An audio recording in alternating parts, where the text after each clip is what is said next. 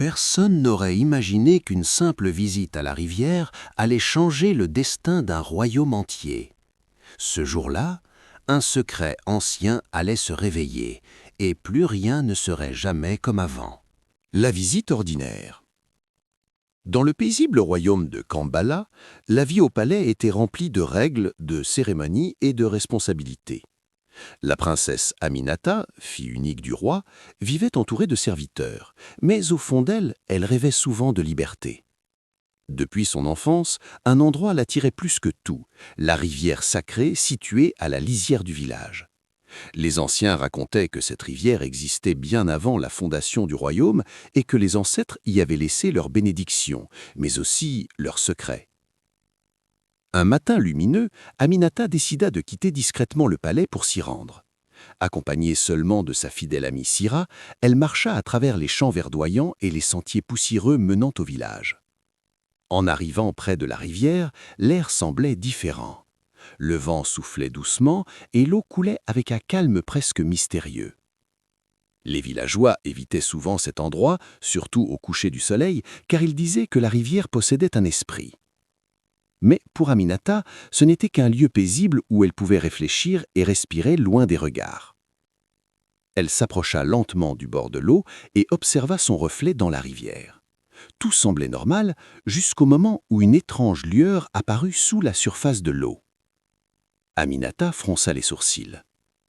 Cette visite qui semblait ordinaire allait bientôt changer le destin du royaume entier. L'étrange lumière. Intriguée par la lueur qui brillait sous l'eau, la princesse Aminata s'agenouilla au bord de la rivière. La lumière était douce mais intense, comme si quelque chose au fond de l'eau appelait son attention. Son amie Sira posa une main sur son épaule. « Princesse, les anciens disent qu'il ne faut pas toucher ce qui vient de cette rivière. » Mais la curiosité d'Aminata était plus forte que la peur. Elle plongea lentement sa main dans l'eau fraîche. Au début, elle ne sentit que le courant léger de la rivière. Puis, ses doigts touchèrent un objet solide enfoui dans le sable. Avec précaution, elle le tira vers la surface.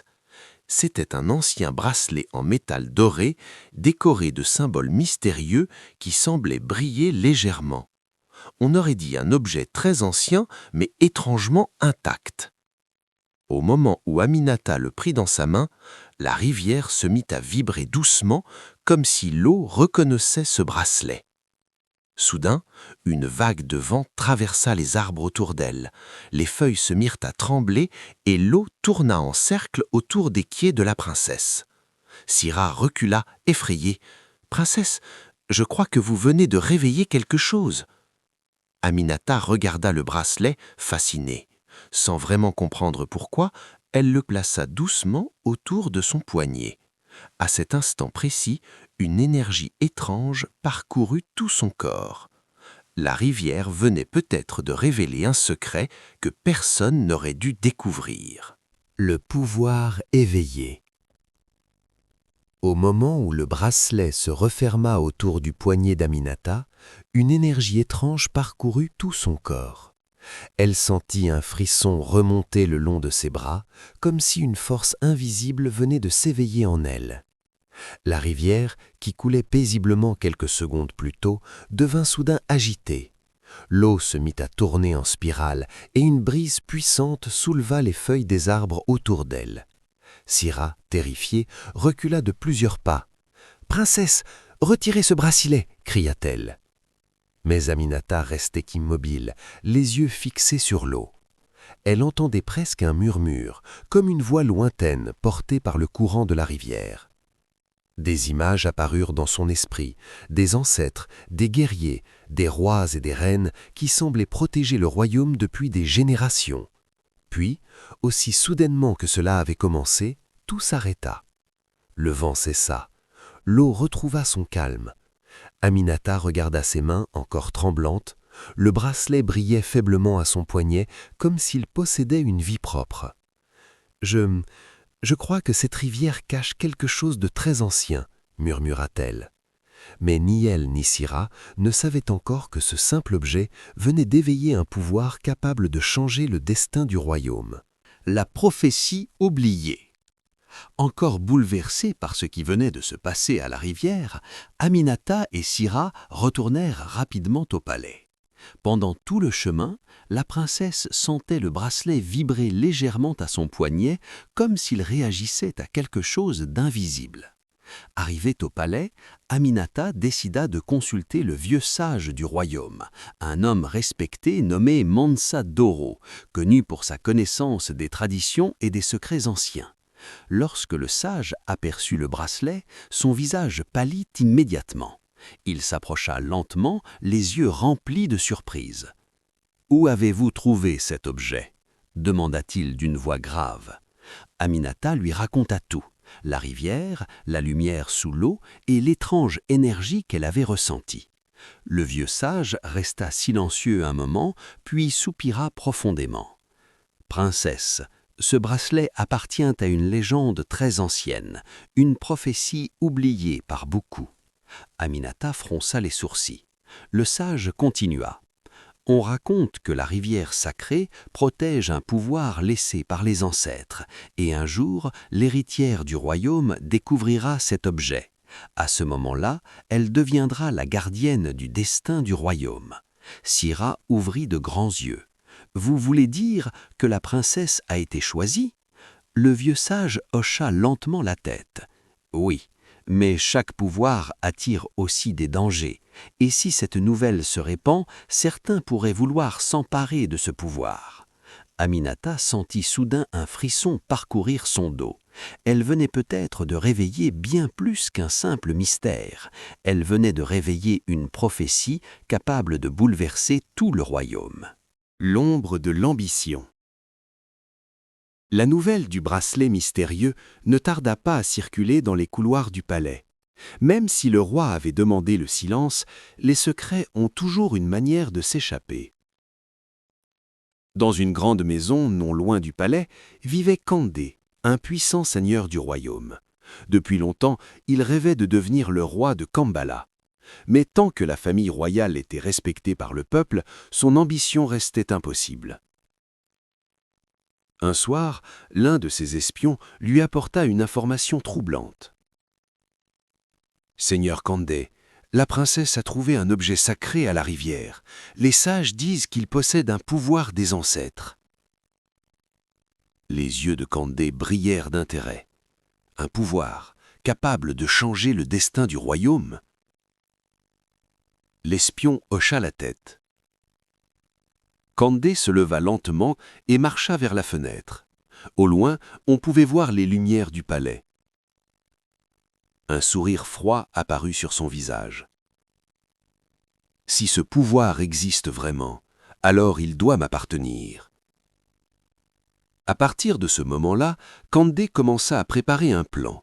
Il rassembla discrètement des hommes fidèles, des soldats prêts à tout pour l'aider à prendre le pouvoir. Pendant ce temps, au palais, la princesse Aminata ignorait encore qu'une ombre dangereuse était en train de grandir dans le royaume. Une ombre prête à tout pour s'emparer du bracelet et du trône. La nuit de la trahison. Quelques jours passèrent au palais, mais un étrange silence pesait sur le royaume. La princesse Aminata continuait de ressentir l'énergie du bracelet, comme s'il essayait de lui dire quelque chose. Pendant ce temps, Kandé avait terminé ses préparatifs. Dans l'ombre, il avait rassemblé des soldats et des hommes avides de pouvoir. Leur objectif était clair, prendre le palais et s'emparer du bracelet. Une nuit sombre, alors que tout le royaume dormait, l'attaque commença. Des cris résonnèrent dans les couloirs du palais. Les gardes tentèrent de défendre l'entrée, mais les hommes de Kandé étaient nombreux et déterminés. Sira entra précipitamment dans la chambre de la princesse. « Princesse, réveillez-vous, le palais est attaqué !» Aminata se leva en sursaut. Au même moment, le bracelet à son poignet se mit à briller intensément, comme s'il sentait le danger approcher. Le roi et les soldats tentaient de repousser les envahisseurs, mais Kandé avançait déjà vers le cœur du palais. Il voulait une seule chose, le pouvoir de la rivière. Le vieux sage Mansa Doro attrapa le bras d'Aminata. « Princesse, écoutez-moi, ce pouvoir ne peut être pleinement réveillé qu'à un seul endroit, la rivière sacrée. Aminata comprit immédiatement. Si elle voulait sauver son royaume, elle devait retourner là où tout avait commencé. Cette nuit-là, la princesse prit une décision qui allait changer le destin du royaume pour toujours. Le réveil de la rivière. Guidée par les paroles du sage Mansadoro, la princesse Aminata quitta discrètement le palais avec Sira et quelques gardes fidèles. Derrière elle, les bruits de combat résonnaient encore dans la nuit. Le royaume était en danger. Elles coururent à travers les chemins sombres jusqu'à atteindre la rivière sacrée, l'endroit où tout avait commencé. La lune éclairait doucement l'eau qui coulait silencieusement, comme si la rivière attendait leur arrivée. Aminata s'approcha lentement du bord. Le bracelet à son poignet brillait de plus en plus fort. « Que dois-je faire » murmura-t-elle. Le vieux sage avait dit une seule chose. La rivière reconnaîtra sa véritable gardienne. Aminata ferma les yeux et plongea doucement sa main dans l'eau. À cet instant, la rivière se mit à briller d'une lumière immense.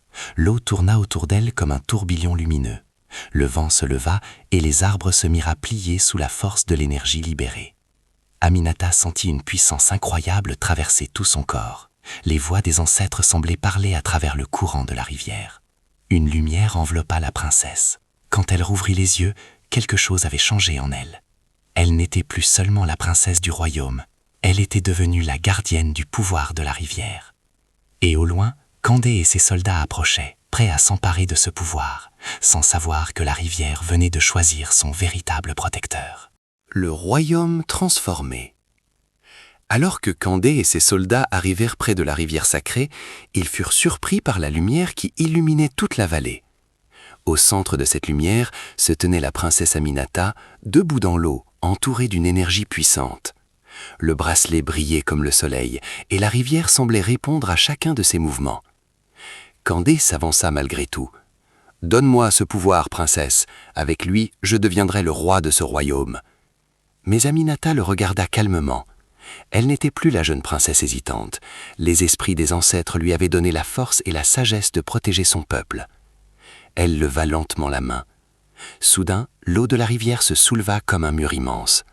Une vague puissante repoussa Kandé et ses soldats, les empêchant d'avancer. Effrayés par cette force surnaturelle, ils prirent la fuite dans la nuit. Le calme revint peu à peu autour de la rivière. Les habitants du royaume, témoins de la scène, comprirent que quelque chose d'extraordinaire venait de se produire. La princesse Aminata avait été choisie par les ancêtres pour protéger Kambala. Quelques jours plus tard, la paix revint dans le royaume. Aminata fut couronnée reine, mais elle resta toujours humble et proche de son peuple. Depuis ce jour, les habitants racontent cette histoire aux nouvelles générations. Ils disent que tout a commencé par une simple visite à la rivière. Une visite qui a réveillé un pouvoir ancien et transformé le destin du royaume pour toujours.